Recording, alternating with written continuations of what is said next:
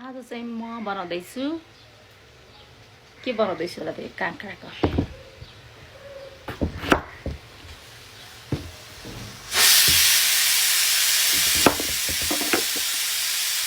त्यो चाहिन्छ मिठो मिठो आइज कसले गर्नुहुन्छ यस्तो हामी चाहिँ यस्तै गर्छौँ सानसानो अहिले पनि गर्छु आज बन्दैछ मिठो काँक्रा र आलुको सिम्पल तर मिठो अचार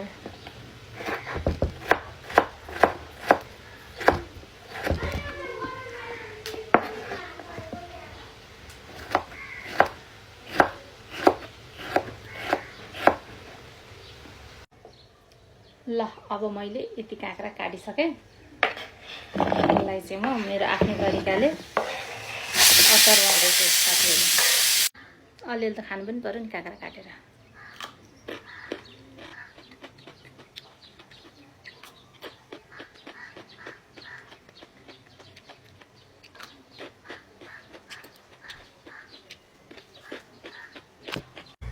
म चाहिँ अचारमा कि आलसको कि तिलको छोप हाल्छु आज चाहिँ तिलको छोप हाल्ने पालो परेको छ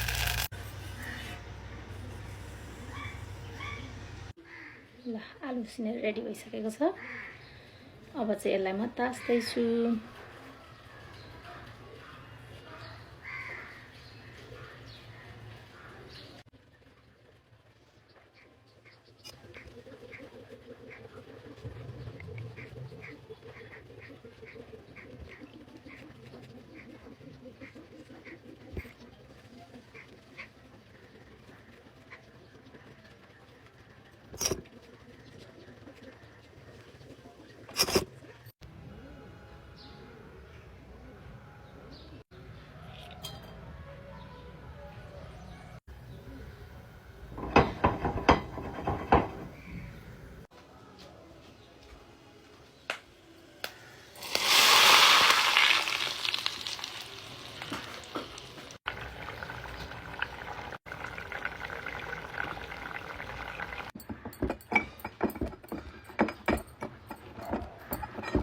पिस्दैछु साथीहरु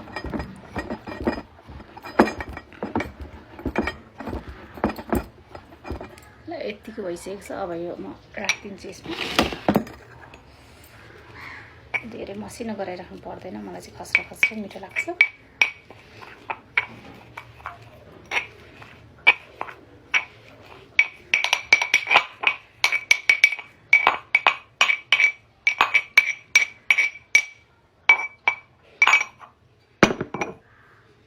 अचारमा चाहिँ मलाई फ्रेस कागती नै मनपर्छ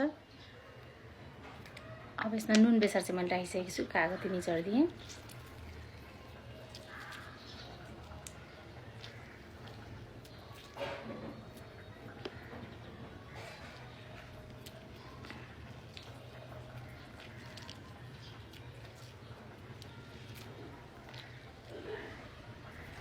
म यसमा एउटा र आधी कागती राखिदिन्छु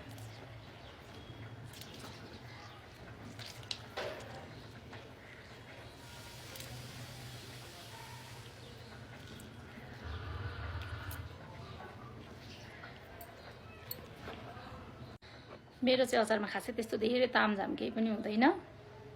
अब मैले यसमा नुन बेसार अनि तिलको छोप राखेर अनि मेथी पुराएर झान्दिसकेको छु खुर्सानी सुकेको राखेको छु मैले हरियो राखेको छैन अनि काँक्रा त्यति नै हो एकदम सिम्पल एकदम छोटो तरिकाले बनाउँछु है म चाहिँ अब यो चम्चाले यसलाई मोलिदिन्छु कागतीको अमिलो राखिसकेँ अब यसलाई मैले मोल्दैछु राम्रोसँग मोल्दिएँ त्यसपछि अचार चाहिँ अब रेडी हुन लाग्छ म चाहिँ एकदम धेरै तामझाम नगरिकन सादा नै बनाएर खान्छु खुर्सानी पनि धेरै पिरो खान सक्दिनँ त्यसैले सुकेको खुर्सानी एक दुईवटा पड्काइदिएको छु खान मन लाग्यो भने यसो टोक्नी नत्र भने निकालेर हाल्दिनी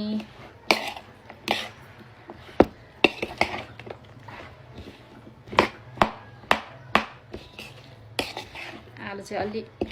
धेरै म्यास भएन छ सजिलै छ छिटै म्यास भयो भने पनि हाल्ने कस्तो हुन्छ। अनि म चाहिँ हातले चाहिँ मोल्दिनँ साथीहरू अचार, हातले मोल्यो भनेदेखि चाहिँ चाँडै अचारमा चाहिँ बास आउने चान्सेस हुन्छ। त्यो कारणले गर्दाखेरि जहिले पनि म चाहिँ चम्चाले नै मोल्छु अचार चाहिँ।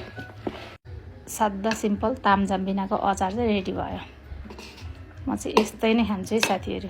धेरै तामझाम केही हुँदैन मेरो खानेकुरा, एकदम सादा सादा हुन्छ। यही हो। ल फाइनली मेरो अचार बनेर रेडी भइसक्यो।